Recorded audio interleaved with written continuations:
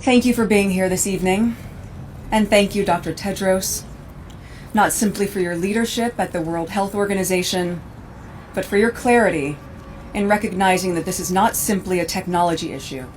It is a public health issue, and a human one. Behind us stands the Lost Screen Memorial.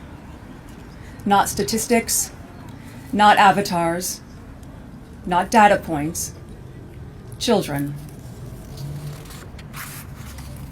Each name belonged to a child who was loved beyond measure. A child whose laughter once filled a kitchen, whose shoes once waited by a front door, whose future once felt limitless. And now their faces ask the world questions we can no longer avoid. How many more millions of children will be harmed by products that, while innovative, are still designed without sufficient safeguards? And when will children be able to enjoy the extraordinary potential of technology without it compromising their well-being?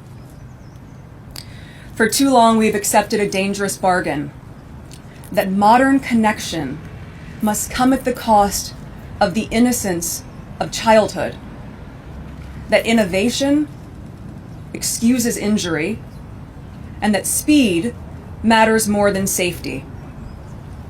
But we would never accept this logic anywhere else. We did not tell parents to create their own seatbelts. We did not ask children to test unsafe medicine.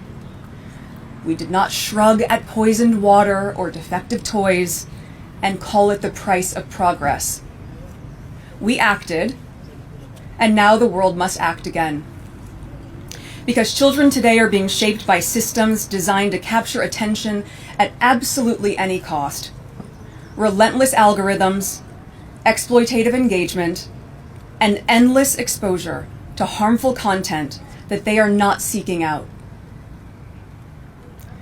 When a joyful and athletic young girl goes online looking for healthy recipes and instead is fed body dysmorphia content and pro-anorexia videos, leading her to be hospitalized for months with a severe eating disorder, her family sees their vibrant daughter suddenly sick from the social media she logged into.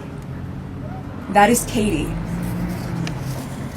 When a kind, warm, handsome teenage boy is overcome by a breakup with his girlfriend and goes onto social media looking for quotes of affirmation to help him get through it, the platforms preyed upon his pain. And instead of just offering him the words of encouragement he was searching for, they offered him ideas of how he should take his life.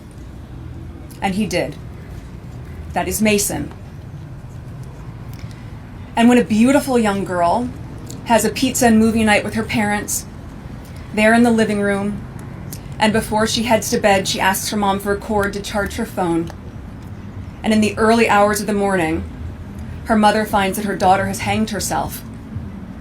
Overwhelmed by the online bullying she had been subjected to, silently suffering while keeping a brave face for those who loved her most, at 14 years old, that young girl followed the detailed instructions of a video that was pushed to her feed, showing her exactly how to take her life.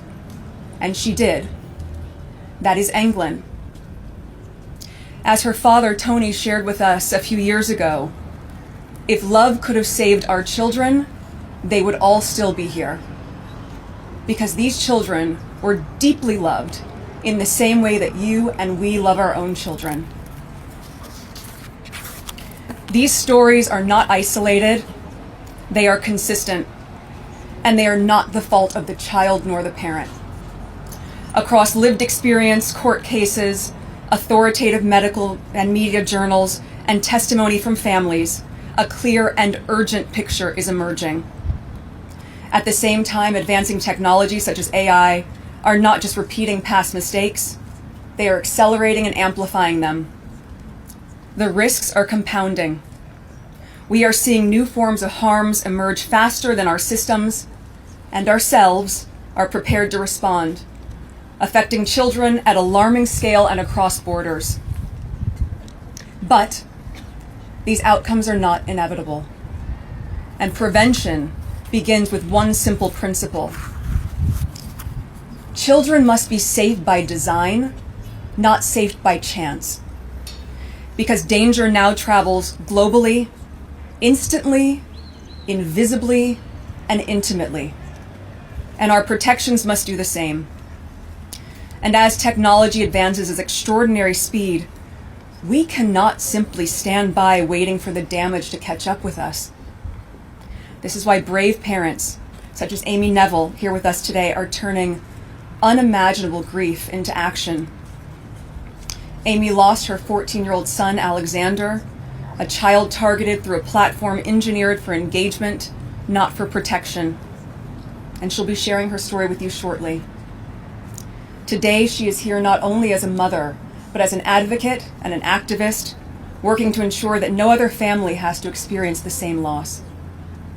Her voice and the voices of so many others remind us of what is at stake. Children are no longer just participants in digital spaces. They are too often the product. Because when they tick the box and they sign the terms and conditions, they don't realize that they may actually be signing away their life. Because the small print didn't spell out that it was going to prey upon their vulnerabilities and drive them to content they weren't looking for to keep them engaged for as long as possible. They didn't know that the platforms valued profit over people. And yet when we've seen this in other sectors, we did not accept it. We would never accept a food system that knowingly exposed children to harm. We should not accept a digital one either. This moment demands more than concern. It demands courage. The courage to regulate where regulation is needed, the courage to demand transparency where secrecy has enabled harm, and the courage to say clearly and collectively, our children are not products. They are not experiments, and they are not expendable. The decisions made in places such as the World Health Assembly transcend far beyond these next few days. They ripple outward into schools, into homes, into hospitals, and into childhoods across the globe. So we must ask ourselves, will we look back at this moment as one where through collective action, the design of technology shifted towards safety, dignity, and well-being? Or will we accept more names being added to memorials like this?